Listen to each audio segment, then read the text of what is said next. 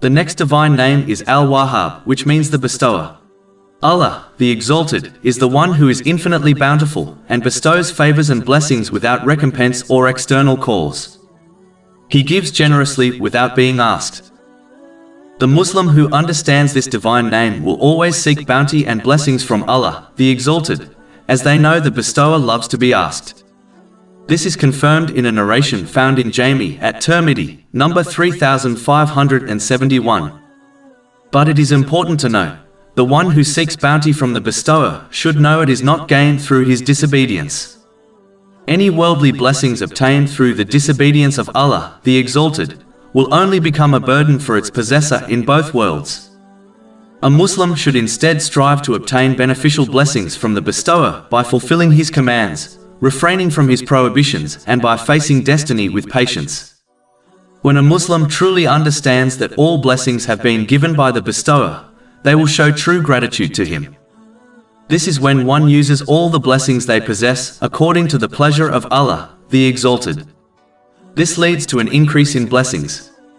Chapter 14, Ibrahim, verse 7. And remember when your Lord proclaimed, "If you are grateful, I will surely increase you in favor." A Muslim should act on this divine name by bestowing the blessings they have been given to others for the pleasure of Allah, the Exalted.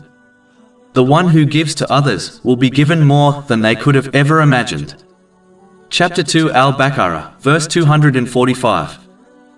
Who is it that would loan Allah a goodly loan, so he may multiply it for him many times over? And it is Allah who withholds and grants abundance, and to him you will be returned. Even though it is impossible for someone to bestow their blessings to others without desiring something in return, even if it is only the pleasure of Allah, the Exalted, as this is a type of recompense.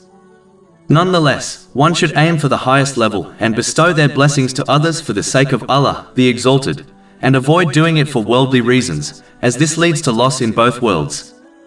This has been warned in a narration found in Jami at Tirmidhi, number 3154. Over 400 free ebooks, audiobooks, infographics, podcasts and blogs available on our website, www.shaykhpod.com.